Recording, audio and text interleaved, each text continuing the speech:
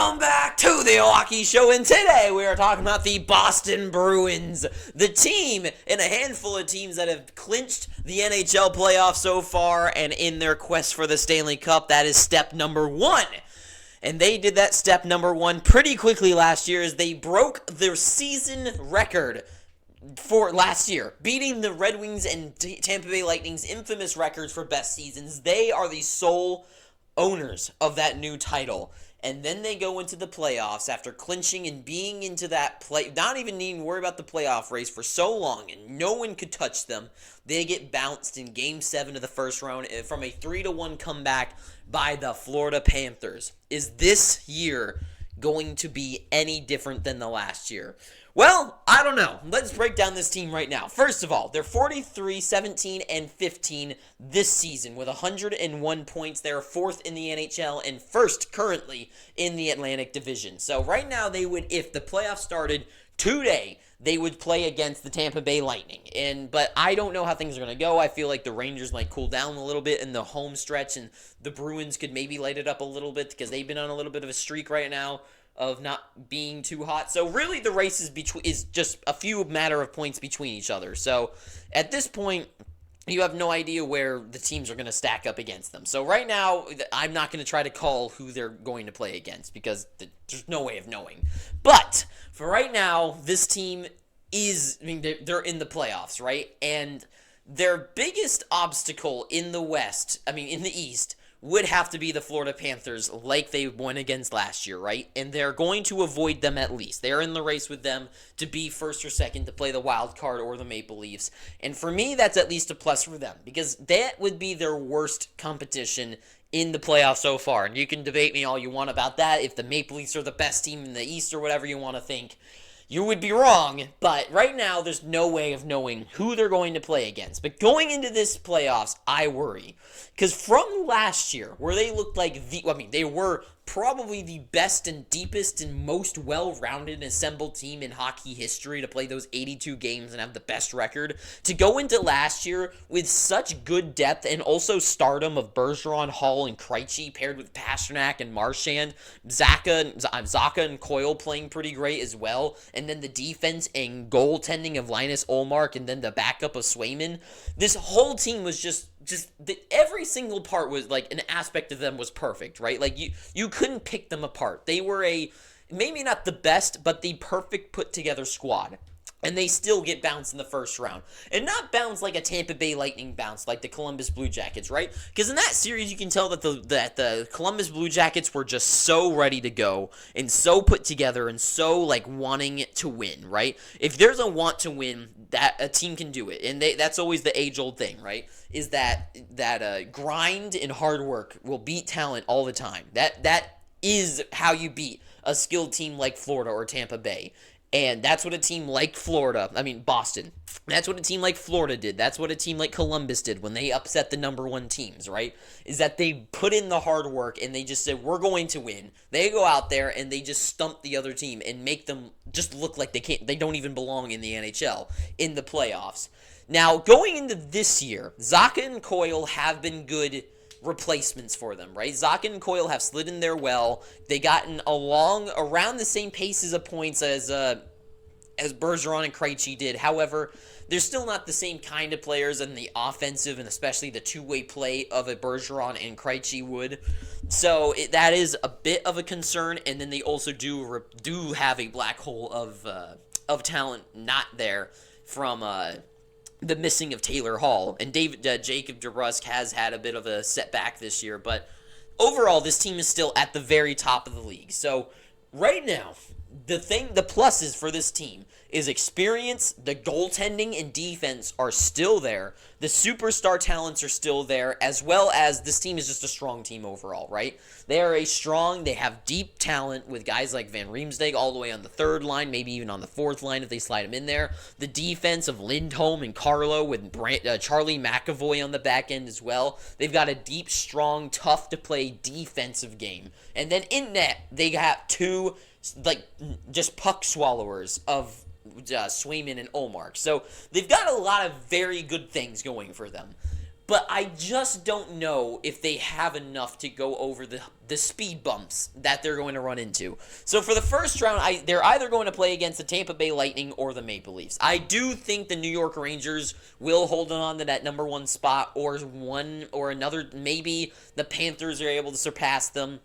I mean, not the Panthers, but I don't see them winning the East, right? I don't see them winning the East and getting the second wild card spot. They're either going to play the Maple Leafs or they're going to play the second card spot, which is going to be held on to by the Lightning.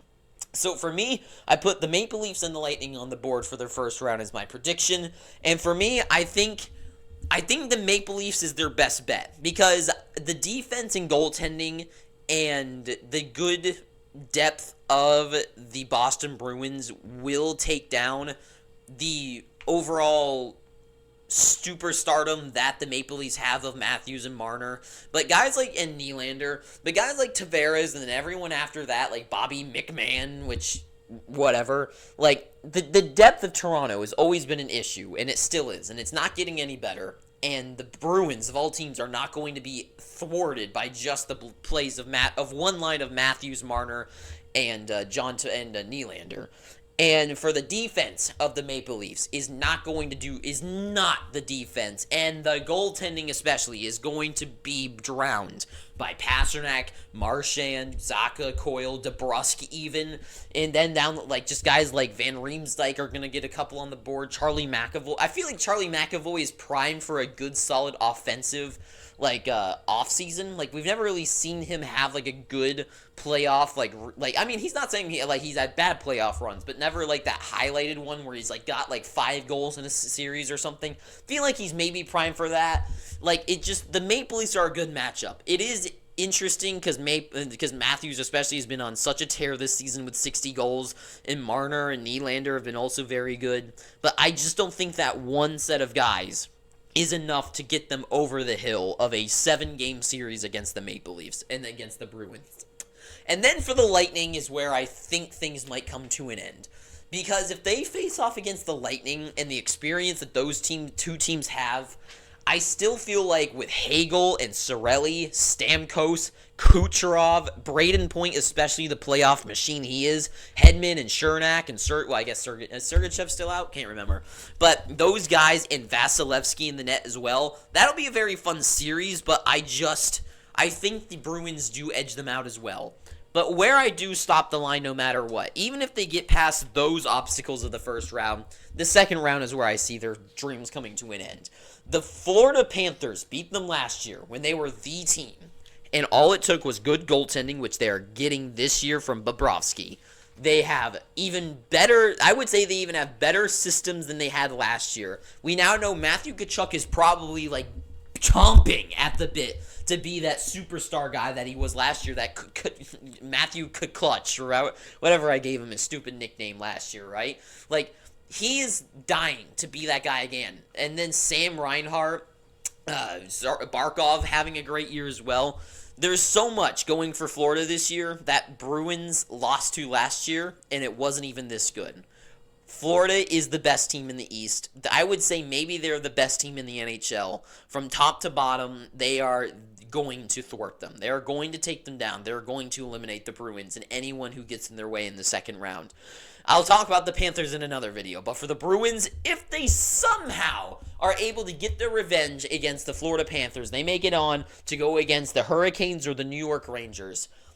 I think the Hurricanes if they get to the finals, I think it's because they now have once again found what they needed in Jake Gensel and Kuznetsov and some top 6 scoring, and especially Gensel being that playoff performer that they've needed for that goal scoring. I think they are taken down by the Hurricanes in their depth, and I do not think they even come close standing toe-to-toe with the New York Rangers. Not even close do they come close to the Rangers. Not gonna happen. And then the finals, it isn't even worth writing anything on the board. They're not beating the Avalanche, they're not beating the Vegas Golden Knights, and they're not beating the Dallas Stars. Whoever's in the finals, even if it's a team like Nashville make it there, they're not going to take down one of those teams. For the Bruins, This was a great season for them, and it's insane how they've been able to go this many years. What was it? Like, they're their fifth team to have like 6 years in a row of getting 100 points. Like, it is crazy how long this team has been. This team has been good and playoff worthy for like what? Like since 2009 or something like that. This team just keeps chugging along and just keeps being a threat. But this season is just, they are. If last year they weren't that big of a threat to get past the first round, which they were, because they went toe-to-toe with the team that went all the way to the finals, but they're not the same team as they were last year. And especially when it comes to the playoffs, I don't think Zaka and Coyle are going to be those kind of guys. I just don't see this being the year Pasternak and Marchand are able to carry them over the line, and I think this is the year where teams like the Maple Leafs, who have had such a good season, could maybe go, like, not the Maple Leafs all the way, but I feel like this is just the year where a guy like Marner and Matthews really stand up, and especially Nylander, maybe Tavares too, maybe some guys like Bobby McMahon and Matthew Nyes are like, this is the playoffs, this is where we're going to shine. We don't need to get 80 points, but we can go out there and we can get like 4 points a series and really get us over the line, you know? And so for me, maybe this is the year where Maple Leaf stands out, or this is the Tampa Bay Lightning's last breath, and they take down the Bruins, right? For me, the Bruins, I love their season. I love this team. I love their uniforms. I love the new look. I love that alternate jersey. And I love a lot of the guys on this team, but I do think this is their last ride. And I don't think they didn't do anything really to overpower themselves at the trade deadline. And for me, the goaltending and good defense and just solid all-around play is not going to take down the over-the-edge teams like the Vegas Golden Knights or like the Florida Panthers. They're going to get tossed around by the Panthers.